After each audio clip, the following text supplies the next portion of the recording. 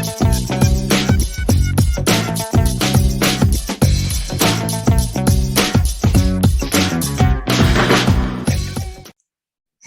Anomalies. What's up, y'all? It's Tasha. Hey, ladies. Hey. We have a guest today, y'all. No. Bina, you want to introduce our guest? Okay, so we have a special guest today. Is it Miss Casey Richardson? She is very knowledgeable in women in business, and she's gonna drop some nuggets for us today. The questions that we'll ask will give you additional information about her that you need to know, and I'm excited. Can't wait. Excited. Likewise. So happy to be here with you guys. Thank you so much. Where are you at right now, Casey? I am in Cape Town, South Africa. So dope. Are you enjoying yourself? I'm loving it. I've been here for about 7 months now, honestly. I use this as a base and I visit other countries in Africa, and it's been amazing. So I'm happy I can still do these things as well. Like, technology is just amazing. Absolutely. You're with us right now. We feel like you are with us. We're in the same room. We are. Absolutely. She's in the building. All right. So, Bina, Ma'am? you have anything special going on this month? Do I?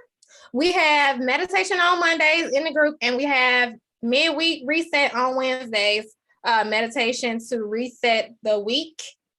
In case you have a bad week starting off, we'll get you in the middle of the week to get you straight. What else? I think that's it. I don't know. I'm always doing something, so I can't really say. Okay. My mom's birthday coming up. Happy birthday, mommy! Birthday, mommy. And I've just been scolded, so I think I have some things to work on. Oh, you do, definitely. But mom is our biggest supporter. She gives us $9.99 every month. Every month. That goes towards the stuff that we need to do for the podcast. So thanks, Mom. Thanks, Mommy. I gotta send her t-shirt. Yes, you do. Absolutely. How she can still fit it. It might fall off her. No. Yeah. We'll talk about that later. Yes. Casey. Hey. The topic of the day is Black women in business. Yes. Our opening quote is, "No country can ever flourish if it stifles the potential of its women and deprives itself of the contributions of half of its citizens." And that comes from Michelle Obama. She's a lawyer and former First Lady of the United States. Yay, Miss Obama. Damn. All right, so Casey, thank you again for joining us all the way from Africa, the motherland. And so bad. Okay, keep going. Tell us about your business and how you began your business. Yeah, I'm happy to. So I am the founder of BLAZE Group LLC. BLAZE stands for Building Leaders and Accepting Zero Excuses. That's first for me and the way that I show up for Black women that I serve. That's secondly for the companies that I partner with to deliver for these Black women.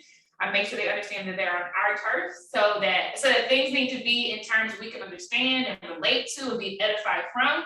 And then finally, it's teaching the women I serve, right, to show up and be leaders and to have no excuses. And even if they have to do it scared, they still need to do it. And as I've alluded to, my company serves Black women who are entrepreneurs and are blazing trails in their own lanes.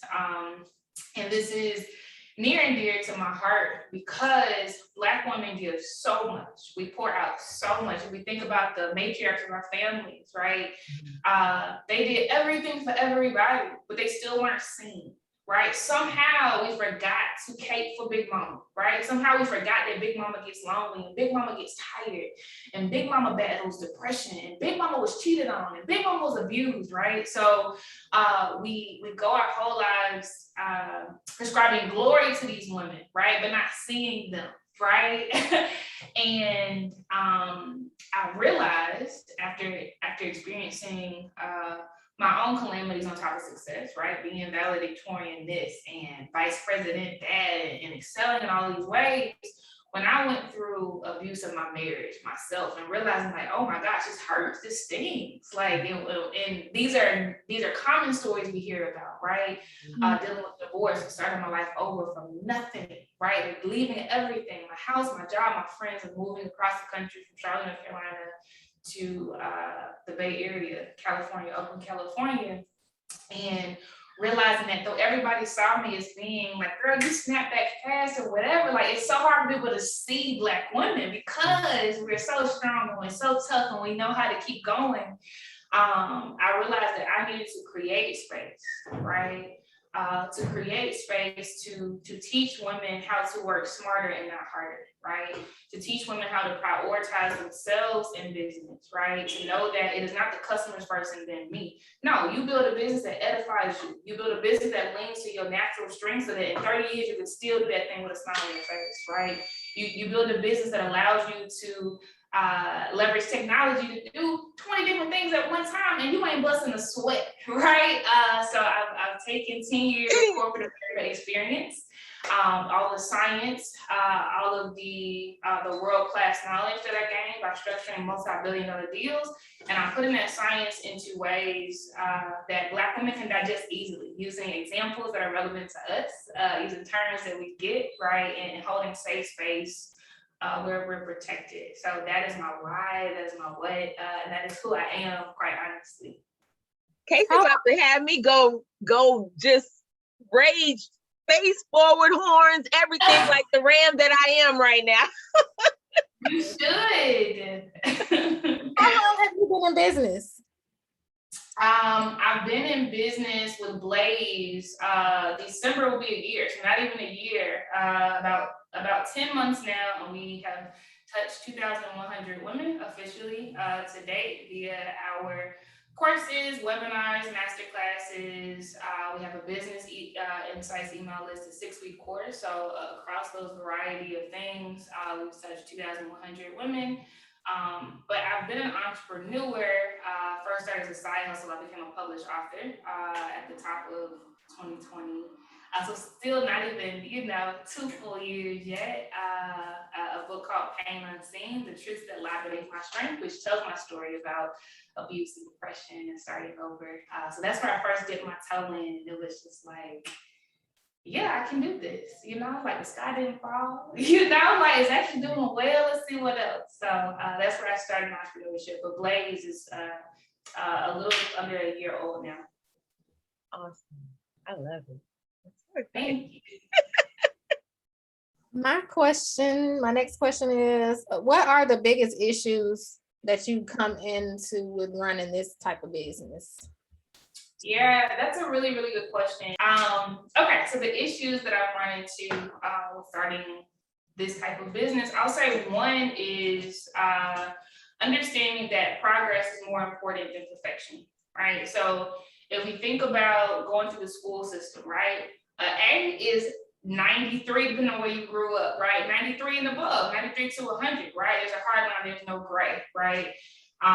The valedictorian, the salutatory, the GPA, everything's so precise, right? And that is what we're graded on based on who advances to the next level, who promotes in a job, right? Who gets the bonus and who does not, right? In entrepreneurship, there is no need to be perfect because we decide, right? We decide what our offerings are going to be. We decide what hours we work. We decide what the color scheme is, right? So I had to transition out of the mindset of being perfect and looking for things in the industry to benchmark myself against. Like, what is she doing? How much is she making? What are her colors?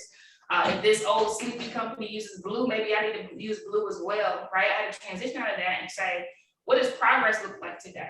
how can I commit to results and not activity, right? Because just because I'm busy for 12 hours a day doesn't mean I'm making progress on anything important, right? So that was a mindset shift I had to make and understand that getting the skinny version of the product out first and then iterating over time and adding more and more, much like how Apple pushes updates to our phone all the time. But we ain't mad at Apple. We know it's coming every Thursday night at 2 a.m. And, I had to adopt that mindset of progress over perfection. I say the second one, which is really, really tough, is accepting the fact that not everyone will understand the sacrifice I'm making to step into entrepreneurship, right? So being a high achiever, I always had a cheerleading squad, right? That's my baby. She always doing this. And, even when I decided initially because I went to London first with my job, I was doing very, very well in finance. I was moving to London in April of 2020, but the pandemic hit in February of 2020, right? And the whole world stopped. But life changed for me and I walked away and started my own business. And when I decided to come to Africa, man, I had family, but what, have you gone crazy? Like, I'm like, but you didn't say this when I was going with this white man's company, So it was hurtful, right? For the first time in my life, not seeing people believe that I was limitless, right? But I went anyway, right? I did it anyway, and I have achieved amazing things. So I'd say that to people as well, like, just know that they're not going to always get it in the beginning, and if God gave it to you, they're not supposed to understand, right? He gave it to you. But when you get to the other side of that thing, you'll have the same cheerleaders going, I knew that baby could do it. She always was really, like I've had to accept that piece. I say those are the two most challenging things. Like, my gifts are my gifts. Anything I touch, right? Just like when I was in corporate America, anything I touch turns to gold. So that stuff is still true. It's just mindset shifts I had to make personally. What you got, Tasha? Because I got questions. Go ahead, get them out, honey. What do you see as the future for your business? Oh, I love that question. I see it being honestly a household name similar to Maya Angelou, right? The way we think about her, or Oprah, the way we think about her, right? Even the Obamas, the way we think about them. I see Blaze and myself being thought leaders, right? Like really putting new data out there and new frameworks and new models that everyone else is learning from, right? And challenging the status quo, because the status quo is wrong, quite frankly. It doesn't factor in Black women. They don't study Black women. They don't understand. They know we're starting businesses at the fastest clip of any other group, but they don't know why. The data stops right there. Oh yeah, like why, right? Are they laid off? Are they tired of their environments? Do they have no other choices? Are they single, whatever, right? So that's where I see it, like operating at a global level, being thought leaders, like being a household name. And I think we're on the right track. Like already, even just being in Africa, I'm creating financial products for loans that are literally like putting money in people's hands and tractors on farms where you have not had them ever, right? Mechanizing farming here and changing the rules and saying, so what if you don't have a bank account? It's not your fault they didn't show up in your village and see you as valuable. What do you use? What digital wallet do you use? Where your mobile money account? That's enough, right? Doing those things and seeing it have traction and seeing the millions of dollars that's being poured into the companies I'm working with just shows me I'm onto something, and this can be something that the world looks at, right? These thoughts, these challenges can be something that the world looks at to truly be more inclusive. I need your confidence. I mean, all that you giving out, I need it, because I have imposter syndrome like a mug. Like I really have imposter syndrome, and everything that I do, I over criticize myself. Like other people would be like, "That girl, that's good." My husband thinks I can do anything. Like I'd be like, "I want to play the ukulele." He'd be like, "Go buy one." Like my friends, Tasha, all my friends, like if I say I want to do something, like, girl, I know you can do it, but I don't think that I can do it. And that's the most important part of it.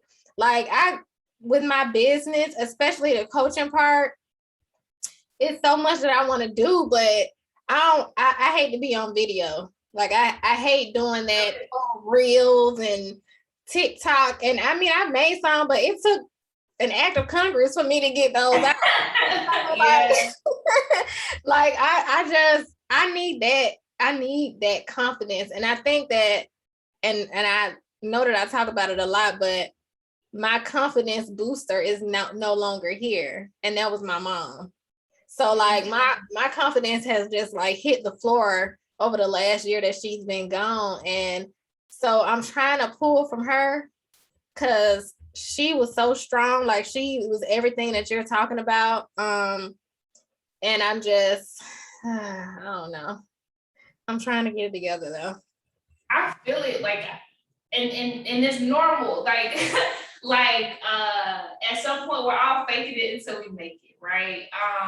But one thing because you are fired. Like I saw that for the first time I met you in our little working session. We were vibing on the videos, right? Honestly, like it is all in reps. It's just like learning Excel, right? Some people haven't touched Excel as much, so they don't really know how to use them. It feels clunky, but the people who've been in that thing all day, they're doing, it's mindless, right? It is literally reps. It's like learning how to type. Same thing. When you first start doing it, you're doing like this, and the more you do it, it's like this, right? So, Tasha. No? Not for her. It's just a rep still. Yeah. I think like the more I'm sure like the more if I did it more often, it would be easier for me. It's just like, yeah, it's like so like somebody just need to go and push me out into it because I don't know. It's so hard. But I know that people have said that the stuff that I put out is inspiring, but they want to see me more. They want to hear my story more. And I mean, I know what I need to do. It's just I need to do it. It's basically just do it. Like Miles Davis said, it takes a long time to sound like yourself.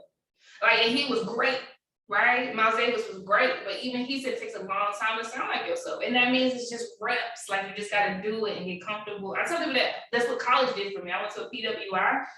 I don't have these amazing, to be real, stories about, oh yeah, those professors changed my life. Like, no, it was just the first time in my life where I got comfortable with sounding my own voice, right? Because in high school, they weren't asking me nothing. You learn and stuff, right? But when you get called on a class with 200, 300, 400 students, right? And you have to state your opinion, like it was the first time I had to get comfortable with it. It was eerie as ever, right? But those reps, right? Got me accustomed to it in adulthood, right? And now y'all asking me questions and I'm just like, yeah. And even if I'm wrong, right? Even if your opinion is different, it's just getting comfortable with the sound of my own voice. It is what it is, right? Yeah. And I know that like if it's something that I'm passionate about or something that I believe in, I can just rattle it off. Cause like we have to I was the program director for a homeless women veteran program in our sorority. And whenever we would have to go speak, like I would be shaking scared. But once I got up there in front of everybody and start talking about the program, because it's something that I knew about, I can go. So like, I don't know. I just, like you said, do it scared. I got to do it scared. Same thing I was telling Tasha. So I feel like that's, there could be an accountability piece that we could do for each other there. But what is one of your most, one of the most, I guess, dear to your heart success stories for you that you helped the client with?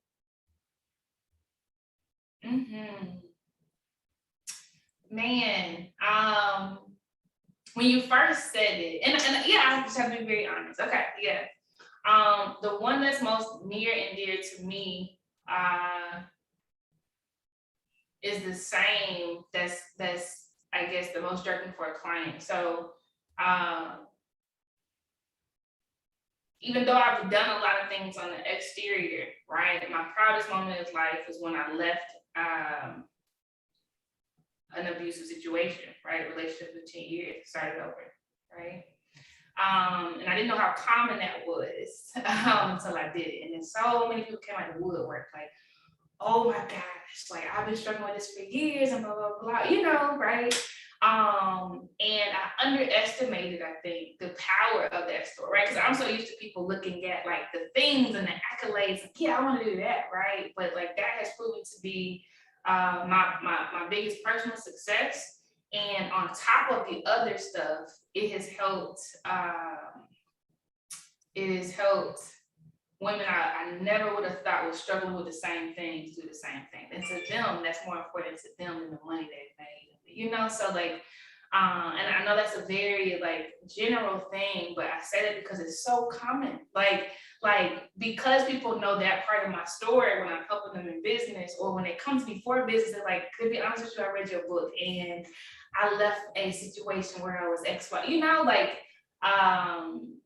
so yeah, it is, and it's 31 women to date, right? I've been counting the stories, right?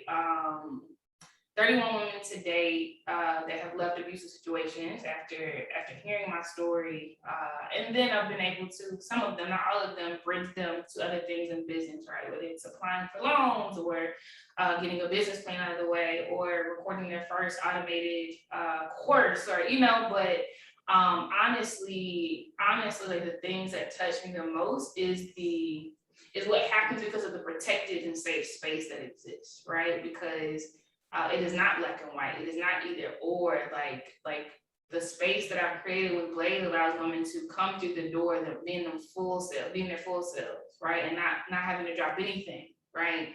And because they get off personal weight and traumas and tragedies, they're able to flourish in other things that truly are secondary to their well-being and their safety. So I say that's honestly like the stories of helping women overcome abuse or toxic situations and start over, and then flourish into being, an empire owner, has been the most heartwarming situations for me. I love to see that just soar. It's a beautiful thing.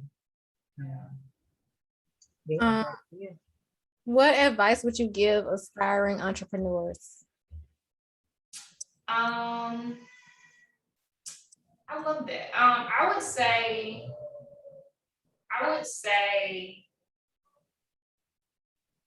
because you are no longer on this path where somebody's putting a syllabus in front of you or a performance plan in front of you, I would say you really need to have a way to gut check yourself, right? And make sure you're on the right track. Not the right track being the amount of money you should be making, but to make sure you're still manifesting your dreams and your desires, and that they're still appropriate for the season that you're in, right? And a way that I do that for myself is by every so often asking myself, Casey, what would you do if you were not afraid, right? And when I answer that question, if I utter something that I'm not trying or put my hand to or going towards, I know that I gotta pivot. Like it means that I'm playing too small, I'm playing too safe, but but if I'm doing that thing, right, then that means I'm where I'm supposed to be, and whatever that is for you, right? Do that question always works for me. It happens to work for my clients as well, but it would be to check in with yourself, because the risk is you grow a business that's so big and so sexy to people that you a slave to it, right? You worried about the numbers, looking sexy to people, or not letting somebody down, much like the people who became a doctor and a lawyer because their mama wanted them to. Check in with yourself, make sure that you are standing where you're supposed to be standing, and know that you've defined success. Success is where you're fulfilled, is where you live at the intersection of freedom, flexibility, and fulfillment, in my opinion. That was so good. Is there anything else you would like for our listeners to know about you, about business, about anything, about life?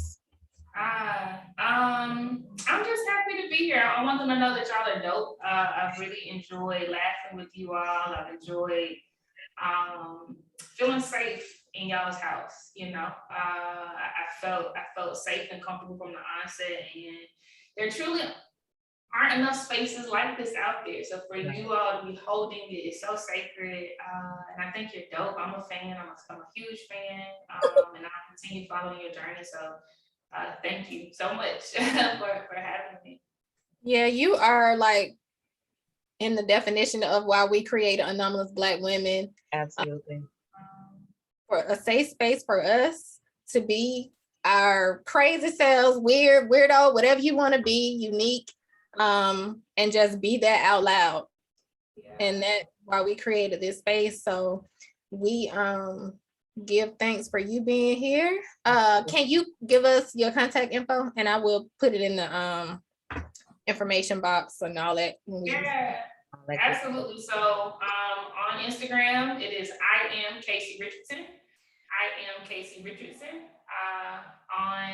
For Blaze, it's BLAZE GROUP LLC on Instagram, BLAZE GROUP LLC. If you want to check out my website, my personal website is Casey-Richardson.com, Casey-Richardson.com, and the Blaze website is BLAZEGroupLLC.com, BLAZEGroupLLC.com. And lastly, if you want to hop on Twitter, it's IMC_Richardson. IMC_Richardson. Gotcha. Awesome. Oh, this is so good. Y'all are amazing, man. Seriously. I'm inspired. I appreciate you. This is amazing. So I'll give our closing quote of the day. Many women live like it's a dress rehearsal. Ladies, the curtain is up and you're on. And that's by Mickey Taylor. And that goes directly with what you said. Absolutely. Another one is, I've always believed that one woman's success can only help another woman's success. And that's by Gloria Vanderbilt. Right along. Confirmation. What else we got, Tosh? That's it? What you want to say? No, I don't have anything to say. I think this is one episode where I'm just like, I'm speechless. I got nothing. All the jewels and nuggets, you take in what you need, spit out the rest. And I don't think that there was much that I had to spit out. Even though I may have heard it before, your words were amazing. So I truly appreciate you being here. I love the way she articulates what she has to say. And it's like, say more, ma'am, please. Thank y'all so much. But thank you for coming on Anomalous Black Women Podcast. We would definitely have you back again. Absolutely. Please follow us. We are Anomalous Black Women everywhere on any site that you go to. And thank you, Anomalies. We will see you guys later. Thank you. See you later, Casey. That was awesome. Thank you.